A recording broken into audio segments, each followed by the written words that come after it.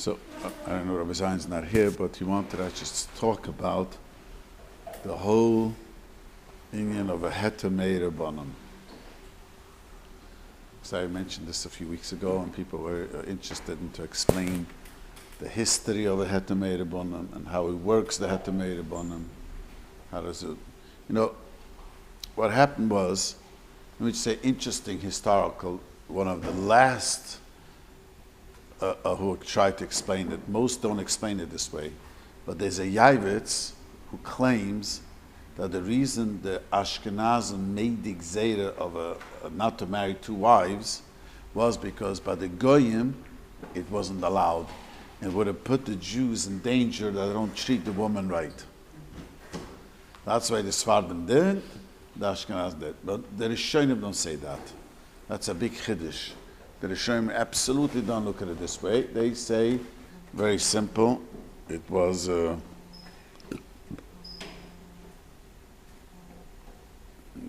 they say very simple. What happened was, they explain, is they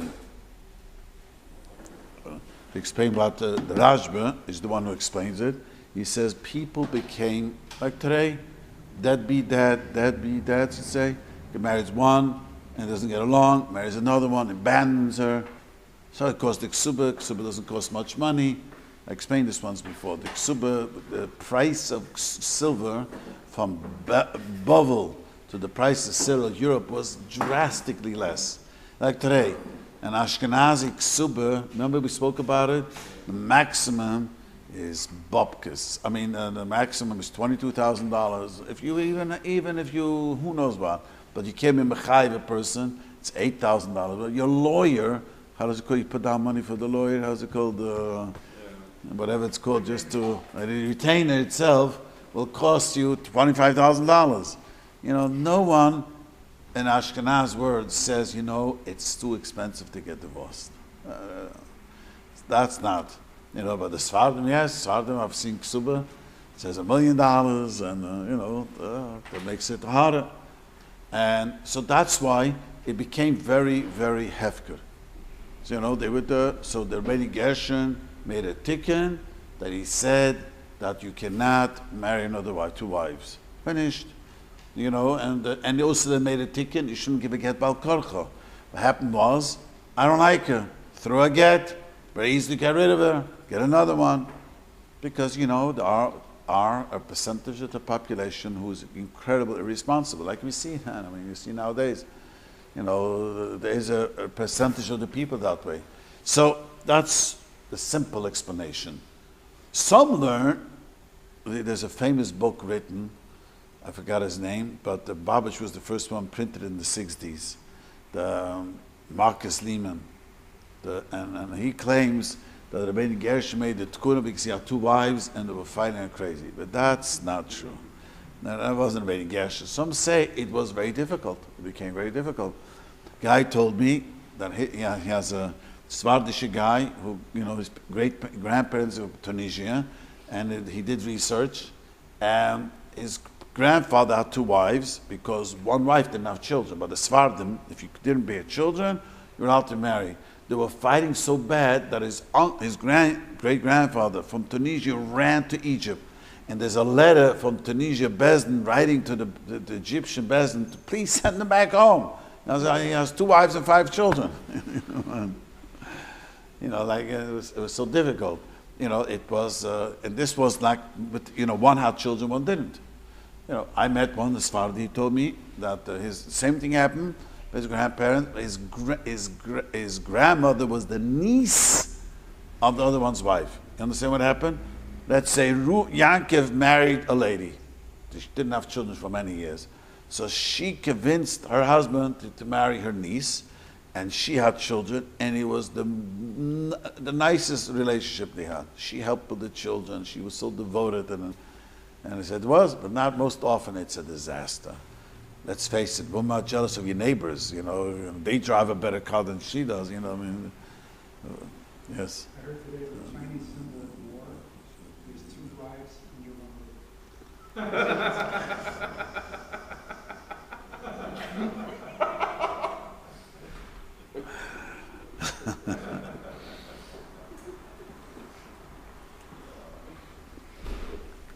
You know what is interesting is, that most cultures have the idea of having more than one wife.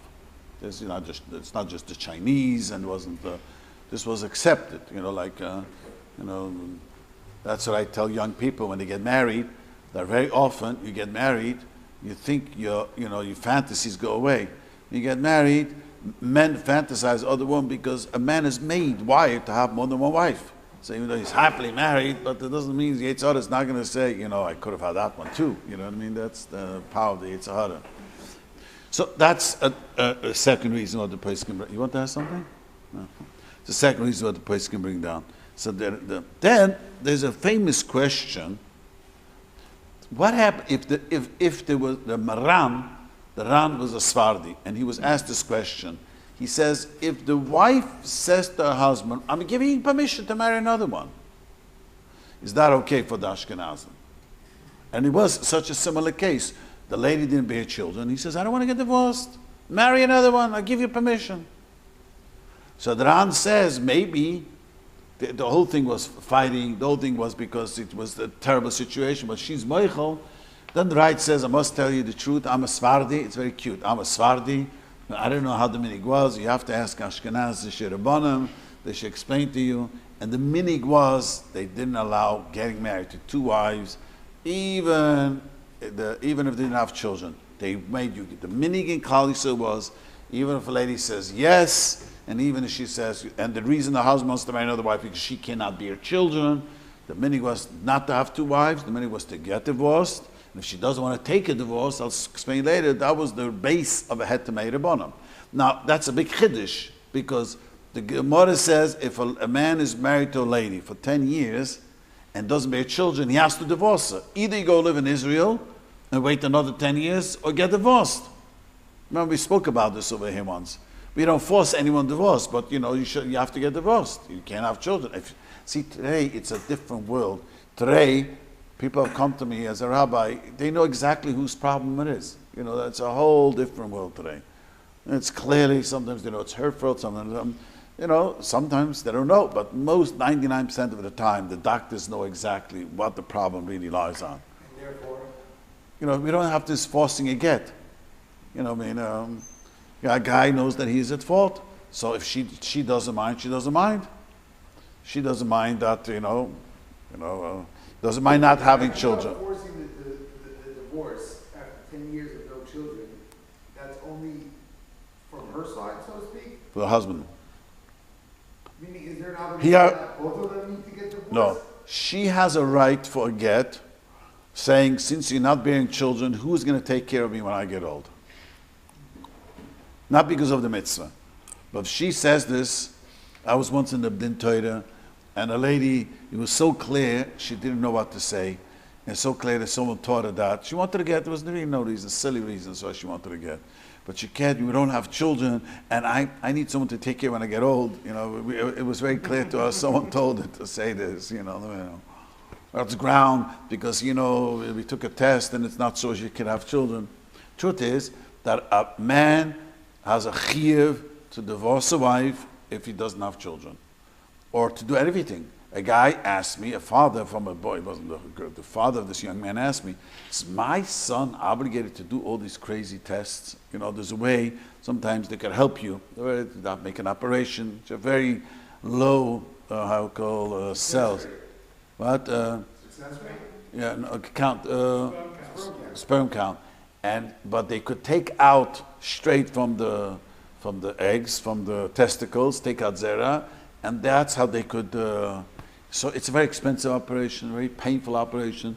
And the father came to me. He says, "Is he obligated?" He says, if that works, can't tell you when I tell you he's obligated. But how could you tell your son? He wants to have children. He just wanted his son to adopt. He wants his own child. You can't. I can't say you're obligated to go through this operation. It wasn't even sure it's going to be successful. But you can't say you're sure. But a person, it's a great mitzvah. Certain things we can't diminish. Anyways, a woman has no chiyuv to have children. And a woman, the only time she could demand a get is when she really is convinced. She's saying, since we can't have children and we know we accept that it's his fault, let's say, I want someone to take care of me when we get older. What if it's her fault? Then why should she want to get? So even if she gets a get, it's not like she's getting children with somebody else. Right. I have a cousin who never had children, my parents' age, and she couldn't have children ready. She was past that age. She lost, miscarried, whatever. As soon as one of her nephews, who she liked very much, got married, she bought a big house, and she gave him free rent, and told him very clearly, "You're going to take care of me when I get old." She's a very blunt lady. This is why I'm not going to charge you rent. And she was doing well and said very clearly, there's no one. I want someone to come upstairs and look at me. But anyways, so that I just want to move on. And some learned the reason was that they didn't allow to marry two wives. Is like I said, because they couldn't afford it. Simple, could not afford. If you have two wives, everyone, the Elchonon asked, so how could you have so many children? It wasn't that. If a person has one wife, they work very hard to make sure that she work out. If you have two wives, each of the wife is fighting who should get the food. You know what I mean? Your wife, let's say, you gotta cut the budget, you have to be careful, you can't spend money here, can't spend money there. You have two wives, that's why they learn. So many, we don't pass it that way. There were who wanted to say that Rabbi Gershon didn't answer in the place where there was a lot of money. That is not accepted. We accept that he made a plague. But that's how some explain it. Now, Rabbi Gershon made a chedem. You know that. So the question is, I think I explained it once before her, the chedem becomes a deraisa, many hold. It's a chedem. Some hold it's not a deraisa, some hold it's a Rabbanim. The Noidi Yehuda held it was a deraisa. If you're over the chedem Rabbi Gershon, you violated a deraisa digga thing. I'll tell you something. Others learned it was only the Rabbanim. The question was, I remember once speaking about it here. How can it be a deraisa? How does that even work? Because we could make a chedem on generations later. We can make such a thing that if you do this, you're violating a chedem, which a chedem is like a shvur. That's what the Rabban says. It's psukim in the Tanakh, you find, they took upon themselves, Yeshua made a chedem. No one should rebuild Yericho. You ever learned Tanakh? Yeah. No one should rebuild Yericho. And the one who rebuilds it, when he sets the foot's first stone, his first child is going to die. And in the last stone, his last child is going to die. So there's a chedem means that there's that's an Isadraisa. Some learn it's not an Isadraisa. Some say you're taking upon yourself a curse. You're cursed. Simple. There's a klala on a person. But al kapanim, what? We accept it in our children and the meaning. Because there's such a, the Noidi speaks about it in the Tshuva. There's such a thing in the Nuvi you find, people accept it upon themselves, they're not going to rebuild Yericho. That's like a chedem and it's like a shvur. They could go. Others learn, because of your question, it's only the Rabbanim other learn. It's not a deraisa. The question is, why did he make the tikkun he need 100 Rabbanim? You know why he made a tikkun of 100 Rabbanim? And not only that, he made a tikkun that 100 Rabbanim in 3 different countries. The reason was, Rabbi Gershon was a leader, and he saw with his great wisdom, that sometimes people have very much power. This happens through history. They want to marry another lady. They want to kick out this lady. No valid reason. The times in the Noidi there was such a story. And the Noidi said, he passed the Heter made a bunum. He was a very wealthy guy, and he threatened with his life. The Noidi opened his shirt, and he told him, wait. And he took out a gun. Just wait. He unbuttoned his shirt. Here's the heart. Shoot right here. They say over from the Marshab, such a story. Guy came with a gun. He says, such a toy, you only could frighten someone who doesn't believe in both worlds. Something like that he answered in the spot. But the truth was, there was always bullies, wealthy bullies. You guys have Chabad Yushir. They were telling me in Kronites there was a bully and they put a chedem against him. I hear this always from I don't know the politics. There was a guy, there was every community has the bully. So they wanted an outsider to be able to agree that the Heter is a good Heter. Because sometimes bullies get their way. So that's what, and they needed 100 Rabbanim. 100 Rabbanim is like a Sanhedrin. You know what I mean?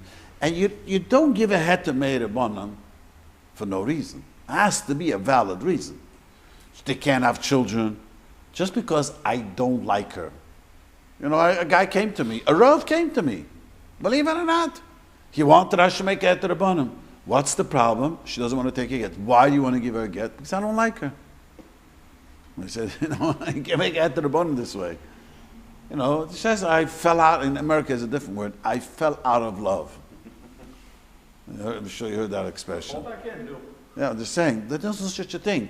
You have to have, either they can't have children, or, she's, not doing what she's obligated. She's now doesn't want to be intimate with him, or this, things that are valid, But just because I don't like her, she said, I want shalom. I don't know if I ever told you the story up north. I made the Erev in Palo Alto, so they told me a very fascinating story. There was a modern Orthodox guy, who, I forgot the name of the company, it's supposed to be a very famous company, he was one of the vice presidents from these big software companies, and he fell out of love from his wife, fell in love with a girl at one of the, and she wanted to give a get, she didn't want to take a get. And they went to court anyways, and she won half of his fortune, which was $60 million. It was worth $120 million. But she says, I don't need the money. I want shalom. She had children. She didn't want to get divorced. So he went to the modern Orthodox Bezdin, I was told, to get the Heter Meiah Rabbanim. And they says, why didn't I want shalom? He says, but I fell out of love. I fell in love with my... so thinking that of course he'll get. You see, we don't make Heter Meiah Rabbanim of this. There's no such a thing. So he told, so what happened was, so okay, I'm not going to get married. His new girlfriend says, no, I don't want to live with you without a marriage. No. So for another $12 million, she took a get. So she got $70 million, half of his fortune. I hope she was that good. In these cases where they do the Heter Meiah Rabbanim, he's still technically married to his first wife. Right. So at that point, is there any issue afterwards, like they reconcile? No. Well, they give that if you got married, then she has to take the get. I mean, how does it work? Heter Meiah. I was going to explain it in a minute, but Heter Meiah when it works, that you give him a heter to marry, but he has to go to a bezdin, give a get, and put into escrow the ksuba. So let's say it's $8,000. So he gives the bezdin, he writes a get, and bezdin holds the get, and bezdin puts the money into escrow to hold the money. When she picks up the get, she gets the ksuba. That's it. That's how he made the tikkun. But it's not, people have this mistake in Rabbanim. It's only we make it when there's a valid reason. Can't live with her. She doesn't want to be intimate with him. Nothing much. She doesn't want to get divorced. I had one such a case. I told the lady, either you make shalom, or he's gonna have a Heter Meiah Rabbanim. You think you're not gonna get? I don't know. Try to explain to her this, this idea. You're obligated to do what a wife is obligated to do. You can, but you just can't because I don't like her. I found someone nicer, and we don't get along. We argue too much. All this is nonsense. Has to be, like I said. Let me tell you even more. The Sefer brings a frightening story. Sefer says that a kohen married an almana.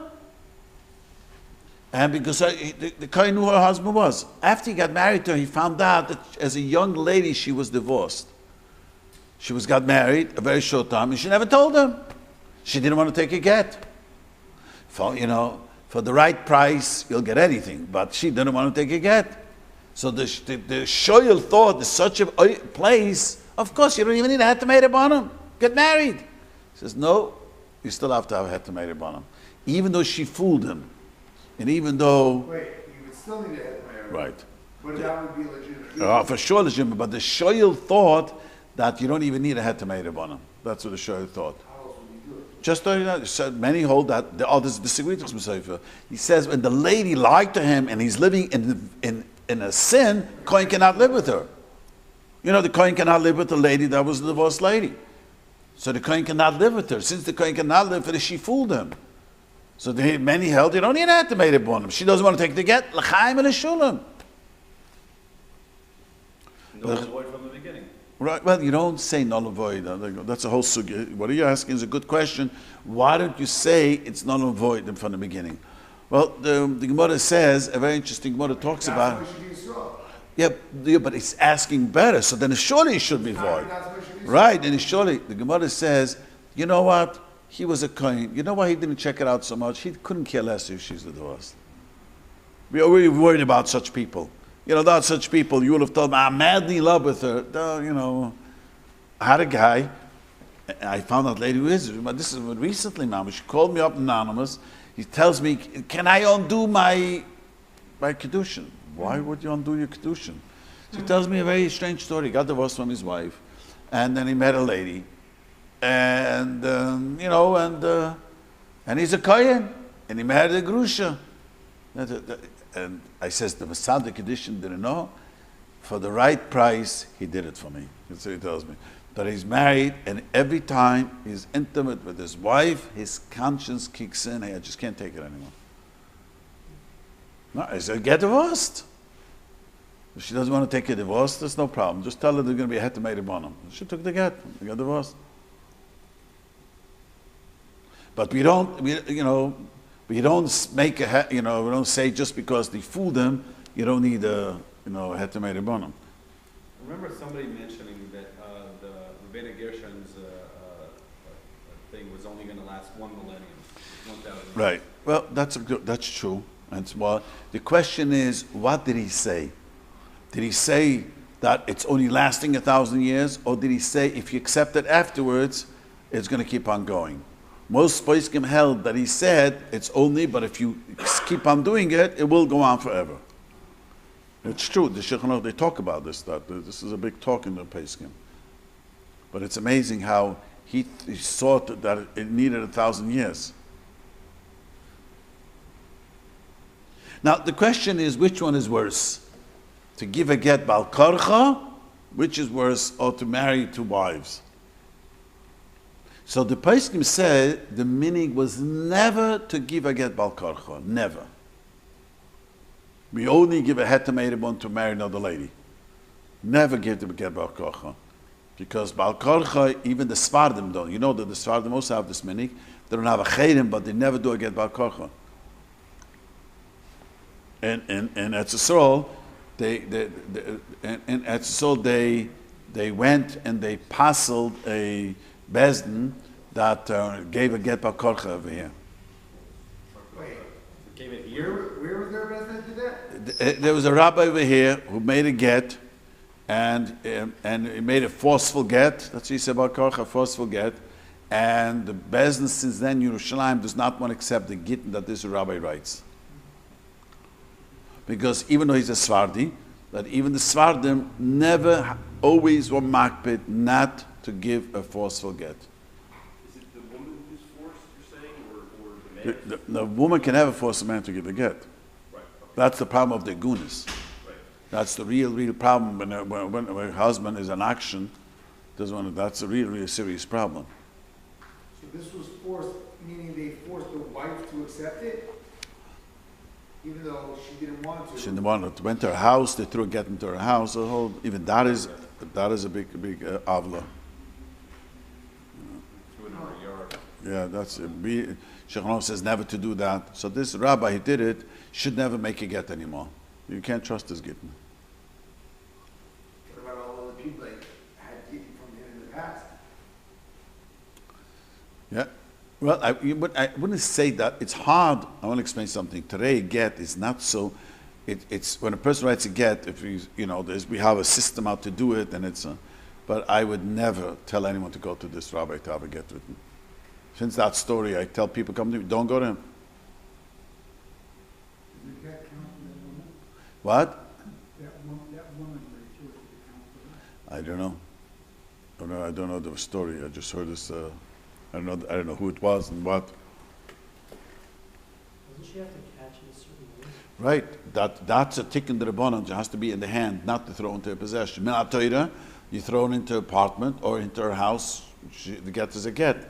But the Rabbanim, they demanded that you should put it into the hand and catch it a certain way. So this rabbi violated, forget the whole thing, violated the meaning, what it says in Gil Shulchan Aruch.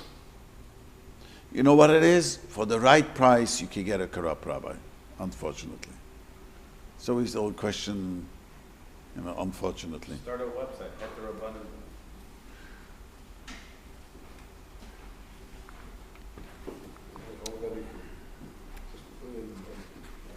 Just insert money here. Then there's a big machlokes. They put a guy into Chedem. This happens today in Eretz Yisrael. We have in our neighborhood. It's Svardi, who halftime is here, halftime in Eretz Yisrael. He claims he's married, then we found out he wasn't married to her. He lives with a girlfriend. What happens if a guy, this happened in New York. There was a guy, got into what happened was her parents were very, very, a mafioso type. He ran away from New York, came to live in LA, and he moved in with a girlfriend. They kept Shabbos, not in the community, no one knew about this.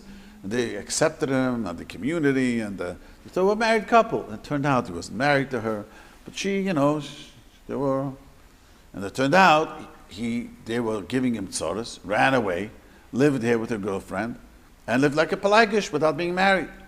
So that's, unfortunately, happened through generations, such stories. So there was most told that Tzemach Tzedek, included the Babish Tzemach Tzedek, held that he did not violate the Heter Meiah Rabbanim. That he didn't violate the Chedem Bein Gershon. The Bein Gershon is only if you get married. Living in a sin, because you're not allowed to live with a girlfriend, that's a whole sin. He didn't violate the Chedem. He has a whole tshuva why he has to go into this. Conceptually, is a pelagish mutter? No, everyone holds it midrabanim it's also. The Rambam holds midratoid it's also. Other Shem hold midrabanim it's also. But the point is, forget what it's also. But he was living. Did he over the chedem der Bein Gershon that he had a girlfriend, sort of to say. But you cannot. This is what they asked me recently, a rabbi. What happens? They keep on finding that he cheats on his wife, so she wants out of the marriage. It's that's not one of the reasons. I know women have or hear this, they get frantic. But Al Pi Torah, he's a shegitz. What happens if he doesn't keep Shabbos? You can't force him to give a get neither. Other averis he does. I had a lady once come to me. Her husband doesn't daven from. He stopped davening. Only Shabbos he goes to shul. I hope he davens in shul. But during the weekdays, he doesn't put on talis and tefillin. Only Sundays. He goes to work. He goes to work, and she wants out of the marriage. He said, "You have 2 children. What are you going to do to your 2 children? Maybe you influence them. What are you going to do?" And I told her, "You don't have a right for a divorce. You say to me that he's a provider, and you're only arguing about the talis and tefillin. He doesn't daven. He doesn't even put the talis and tefillin. Just Sunday morning for some reason goes to shul. And Shabbos, Sunday morning he puts on talis and tefillin. That's not a valid reason for a get. The same thing if he cheats. It's terrible, terrible, hurtful for the woman. It's a terrible aveder what he does, but you can't demand a get. See, a woman, if she cheats, you have to give her a divorce. But if the man, it's a terrible thing. But it's not basis, for. But in today's day, there's so many serious diseases that men can pick up. And if the wife knows about it, he's going there to protect herself, but doesn't she have any kind of Well, let's say he cheats with one lady only. No, I'm talking about it going to a zoina, or I say zoina in English, prostitute. Let's say, I think the story I was involved recently when he, promised his wife he's not going to cheat on her with this lady, he's going to kick her out of the business, blah, blah, blah. She finds out a year later, they just got together again. So, it's like. No, but I'm just saying that if a man consistently goes to. If he goes to a prostitute, yes, she could say, I want to get because they bring diseases, invite diseases. That's true. Today it's a whole different world. You bring AIDS. Yeah, that a woman has a right. If she's with other Jewish married women, then that wouldn't be a valid complaint.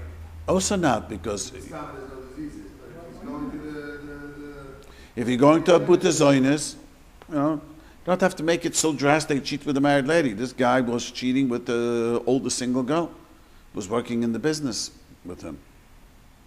And, you know, that's the story I was involved in. It's a terrible thing. There's no question. Woman gets so deeply hurt that it's frightening to watch them go through horror.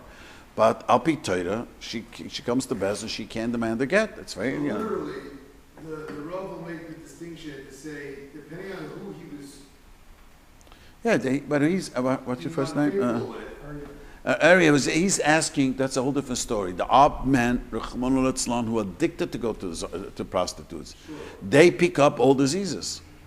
And they could pick up AIDS and whatever, other hilarious diseases that, transmitted, which just could affect her health. It could even kill her, I was told once. The infections could, that's a whole different story. Higher rates of cancer, is all kinds of. All thing. That is, she has a right. I can't live with you. So in that line of reasoning, if the guy who's, scumbag, goes and gets tested, he says, hey, here's my clean bill of health, I'm tested, I'm good. That doesn't Now we answer can- no, because if let's say he goes out with prostitutes, so you know that he will get sick. Maybe just because he's well now doesn't mean he's not going to get sick. I mean, that's not. See, Chazal, we have to remember, Chazal, I once spoke about it here. Chazal knew how vulnerable we are. Let's all admit it, even it's on tape. Often you think to yourself, how did I get married to my wife? You know what I mean? How did I do it? When it's a bad time, you think, what did I do? Everyone goes through such a time. Yeah, except Danny. But we all are honest. You stood under the chuppah, you thought, there'll never come such a thing. But the reality is, when things get stressed, and if you don't get treated right, you tell yourself, what did I do here? You know what I mean? And Chazal was smart with the ultimate wisdom, said that's why he made it ksuba. Because if you can't get divorced easily, you'll make peace. That's what it is. My famous word is, how did Uda Marisha make peace with Chava? She not only gave him AIDS, she murdered him. He was going to live forever. Do you know why? It's the only lady in the world you make peace. It's the only lady. That's how it is. That's right. Yeah.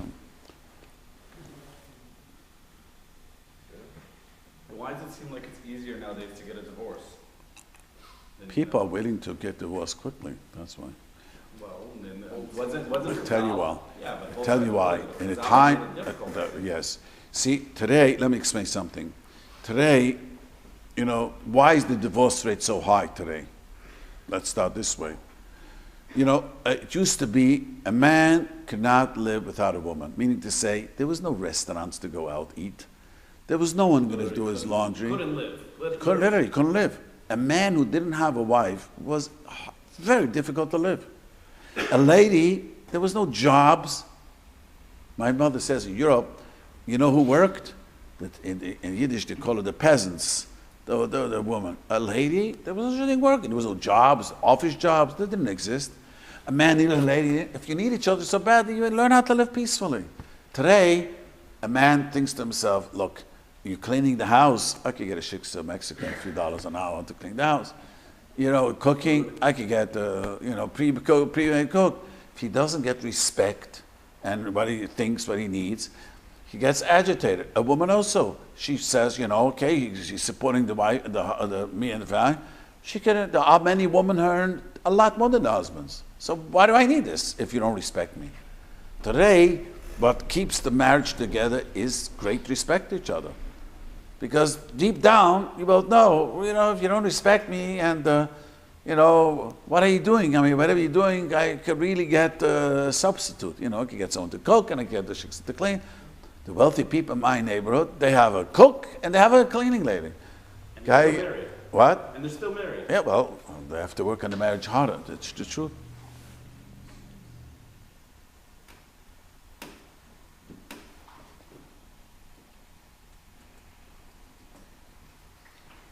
Any other questions about this? There is such a thing, unfortunately, in every community. And someone told me over here, he was telling me that in Chabad in Crown Heights, he has a cousin who doesn't refuse, his own cousin refuses to give a get. So there is, every community has this, and it's obligated, the Bezdin community, to put enormous pressure on the guy to give a get.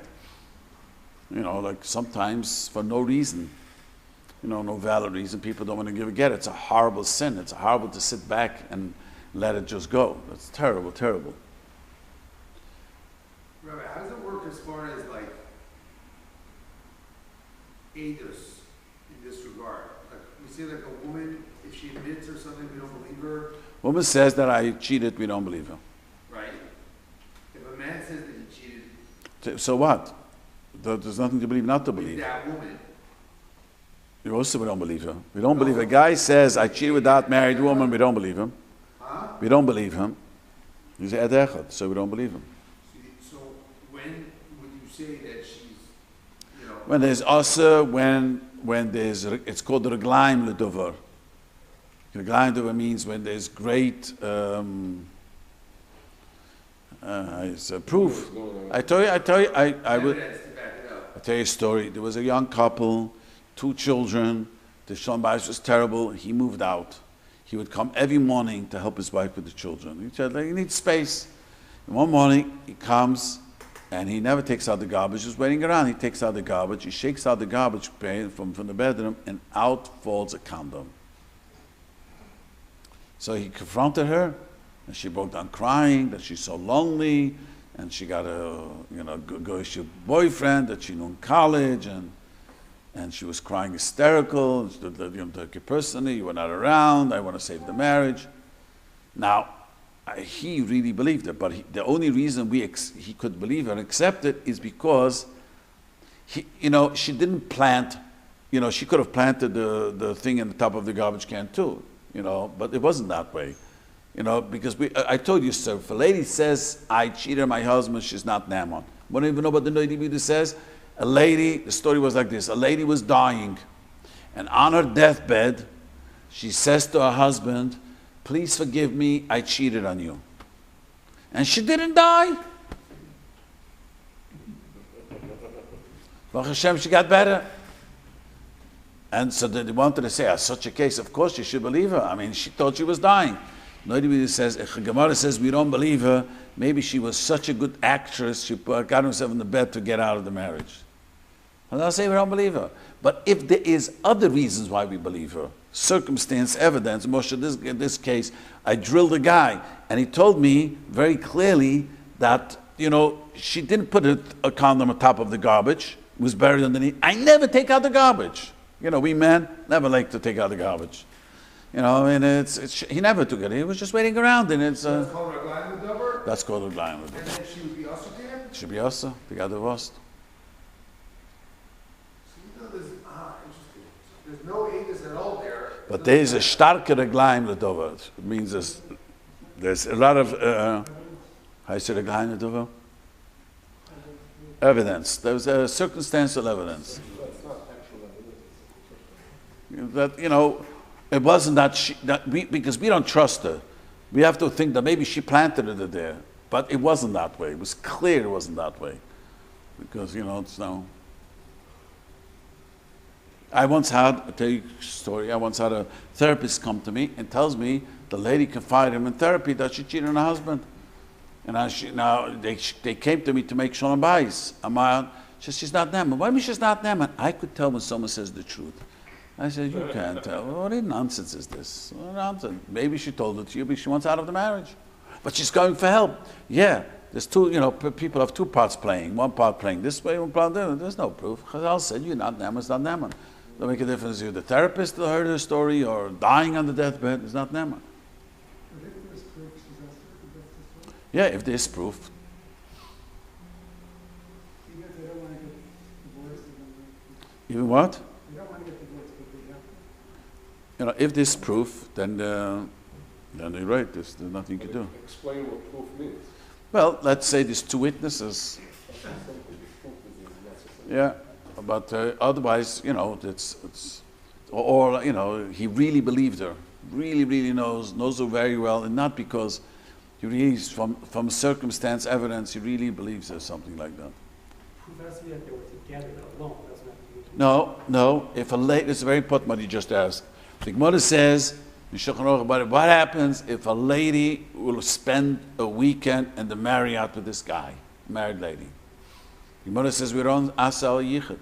And they were seen going into the room. Going into the room, stayed alone. Maybe they did everything but it. Unless he told her not to do it. That's a separate, that's kinny. But not kinny, Chazal say, ain't osam al yichud. You never know. You never know.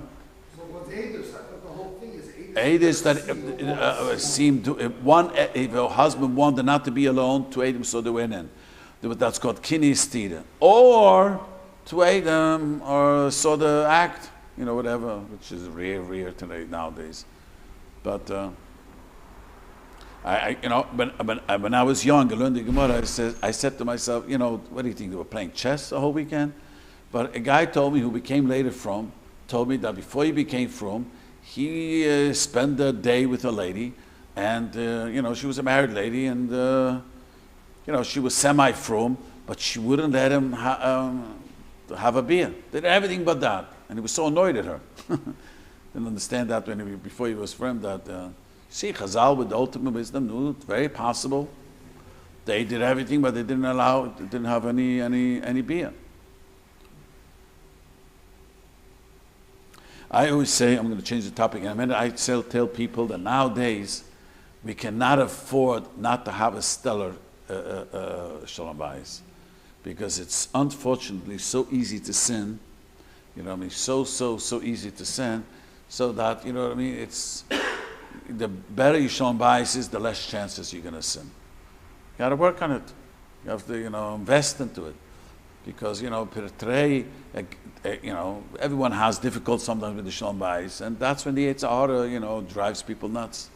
So I always tell people that to safeguard yourself, you got to work on your Shalom Bayis. Any other questions?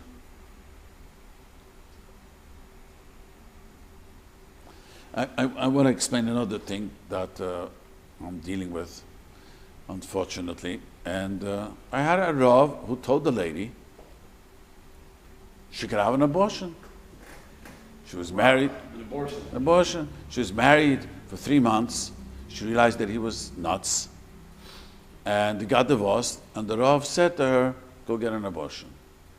Now, she's beside herself. She can't forgive herself what she did. So, this is lately a horrible thing. The abortion, let me explain to you, where the Paiskim see that abortion is the tzitcha. The Gemara says like this. Let me just explain what the confusion abortion is. The Gemara says like this. A person kills a child who's 1 day old is considered a murderer. If he killed a fetus inside the mother's womb, he's not considered a murderer. That means, the Gemara says he doesn't get the death penalty. But a ben noyach, a goy who does an abortion, is considered murder. Interesting Gemara. You understand? A Yid, a Jewish person who made a miscarriage on a woman, who made sure that this lady miscarried, such a person, he's not called, he doesn't get the death penalty. That's what the Gemara says. It's not considered a murder. But ben noyach, so Ben Noach makes an abortion, it's called murder. We Americans are, according to this Gemara, a bunch of murderers. These are going. That's what the Gemara says, that Ben Noach is not allowed to. So Tosis asks a very interesting question. The Gemara says there's nothing in the Torah that a goy should be asa and we should be mutter. The privilege that something is forbidden is our privilege, not theirs.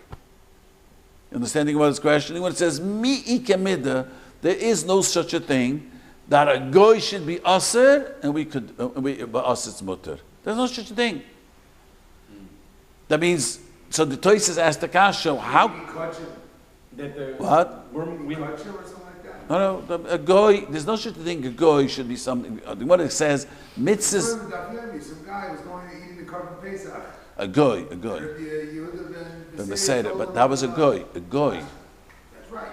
Yeah, but that's something else. A goy, it's like that's yeah. Right. No, yeah, right. No, that's something else. But that is because like a coin, as someone, you also not eat a carbon Pesach you didn't join. So a goy cannot join the Korban Pesach. You know, it's like there's no such thing a goy can. But the Gemara says there's no such a thing that with something a goyish is not allowed to, we allowed to. So Gemara asks the question. Toys asks the question: how about an abortion of a baby? A goy is considered murder, but a Jew is not considered murder.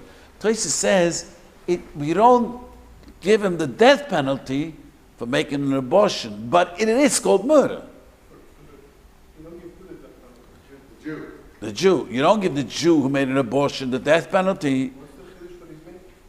What do you say? What's the chiddush that he's making?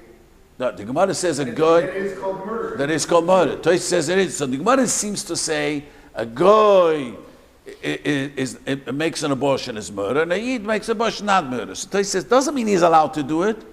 All it means to say you don't get the capital punishment of it. So Tosh gives an example like that. What is the example Tosh says?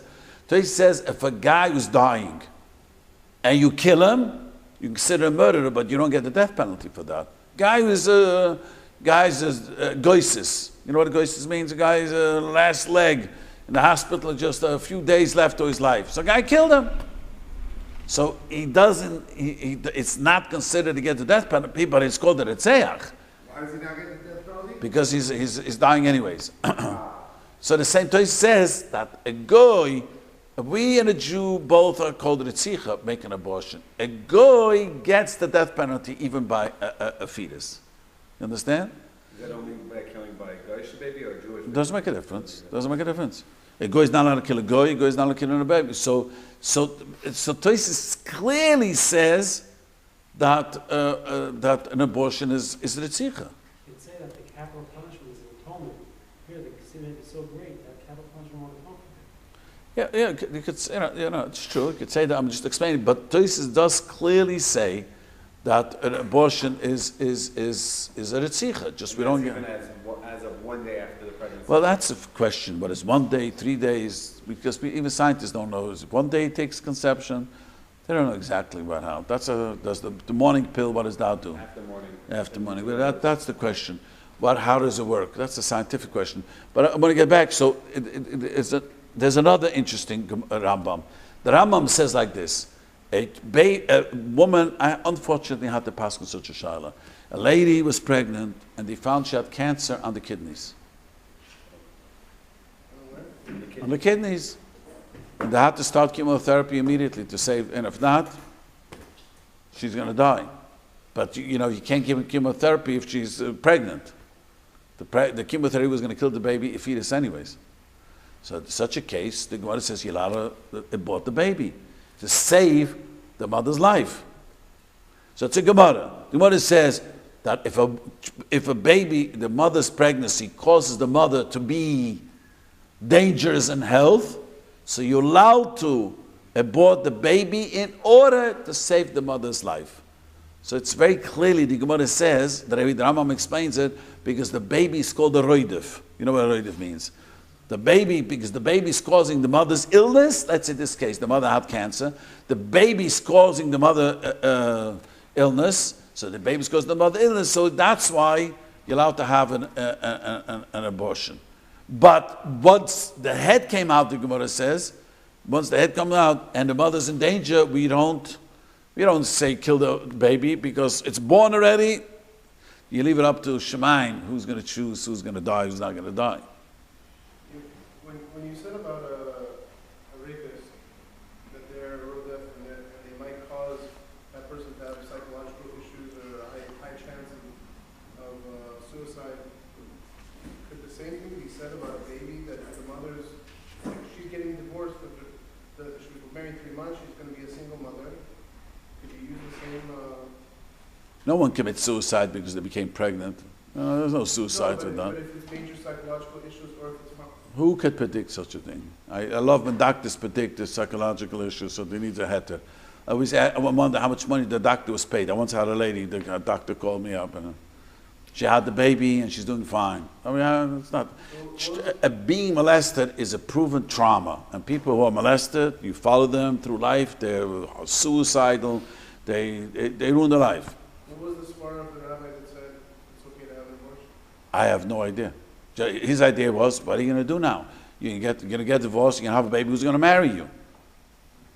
There was no heter, and it was very traumatizing. It's not a trauma. This year where we said the right price.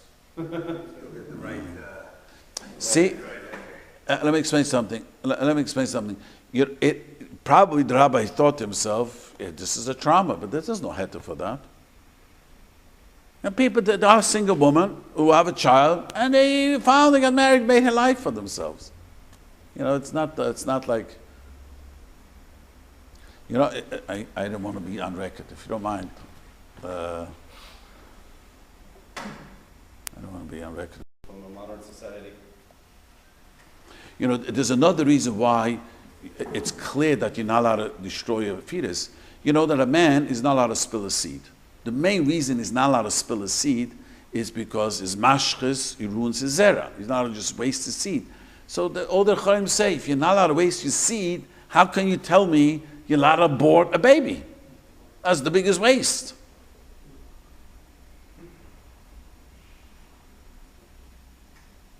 wait, but that implies that aborting a baby is kind of like spilling your seed? It's worse. Here it's only the seed, which didn't take, you have seeds, don't waste the seed. This is already a baby. So if a man is not allowed to spill his seed because he's wasting his seed that way, so he's not allowed to do that. So how over here, you're telling me you're allowed to make he can't do that 1,000 times more. You can't kill a fetus. You don't believe in the woman's right to choose? Woman's right to murder, you mean, not to choose. The Ritzika is on the woman, right? I mean, the woman, whoever does it. The doctor does it with her agreement, of course. So she doesn't do it. She doesn't know how to do it. She doesn't put the vacuum in. I don't know how to do Would it. it be mutter for someone to blow up a abortion clinic, theoretically? I don't. My lawyers tell me to plead the fifth. From a halachic standpoint, is that considered Wait, there's no issue on Rabbi Tauber said. it's only the issue on the person who does it. No, of course you can't encourage it. You can't. A guy hires a hitman. What is, If a guy, what happens? One second. What happens if a guy hires a hitman? The guy who hired the hitman is also a ritzeich. It just doesn't get that ritzeich. She hired a hitman. That's what she did. She went to a abortion center. She hired a hitman. What? What does the husband have to do? What is it? Nothing. If the husband encourages it. So he's Messiah the day of the Aveda. He helps to do an Aveda. So he's an accomplice. I had a couple that told me, who became from, told me this remarkable story. This is frightening. They were young, they were going to college, didn't have money. She became pregnant. They were using birth control and a pill. She became pregnant. They both panicked. And, okay, we need an abortion. I mean, we're in college, we're barely making ends meet. She goes there to the abortion, and she signed all the papers. She's about to walk into the room. Something told her, fear gripped her, and she ran out of the place. She came on, her husband said, are you crazy? He said to her, well, you're not going to have an abortion? Well, how are you going to make it? She couldn't, there's nothing to talk about. Nothing to talk about. She made up her mind about having the baby. It's a whole long gestaltschlist because they had a baby, they needed help, and this is how Chabad family found them, and that baby made them from. She said, always says, this doesn't tell people the whole story, people should know this is the one my husband wanted aboard, but this is the first.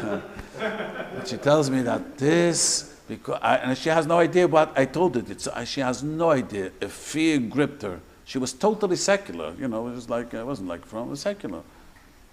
this morning after pill, they had relationships, and the next morning, the woman can get a pill and I'm going to what is do, that considered? I don't know, I'm going to investigate it. I investigated a few years when it first came out, and I spoke to doctors, and I saw no one had a clear answer how it works. So being Heter this summer, I'm trying to work on that, get someone to explain to me exactly scientifically how it works. You know what my wife does for a profession? She will tell you that women who have abortions have a trauma for their entire life. I was told by We're that. talking about secular women, it doesn't matter, it just never did. Also, Yeah. women that get epidurals and delivery area, that's traumatic too. Natural childbirth is the way to go. I can't believe it. Cerebral, tell you. ask You're comparing a Sue fluid about, with a motion? about my subject. Just to mess with you. Where are you? It's a movement. But the truth is, no, it is true. The truth is that I've heard this too. I heard it from a lady. Told me, told me that she can't forgive herself what she did, but she was not religious. Totally not religious. Doesn't matter. So this is very important. People don't realize that an abortion is a horrible thing. There's the funny thing, I had a lady once come to me, and she calls me up. My husband lost his job. They have 5 children. She became pregnant. She wants a heter for abortion. So I said to her, there's no heter. So I said, if you can't keep the child, I have someone who's willing to pay to up to $100,000 just to, you can't. She said, I'm going to sell my baby? I said to her, are you going to murder your baby? That doesn't make sense to me.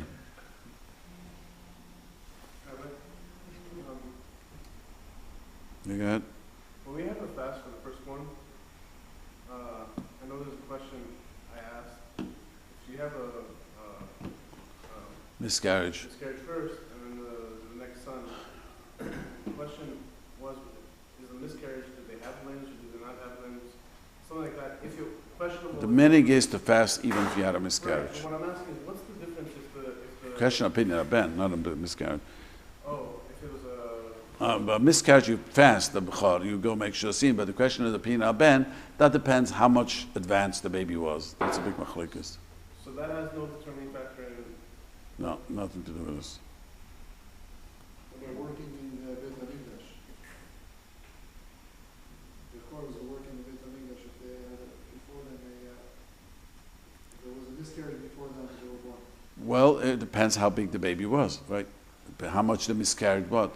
One Maduma says it has to be at least 40 days. One opinion says it has to have limbs. I forgot, there's two opinions in Shulchan Aruch how far advanced it's got to be.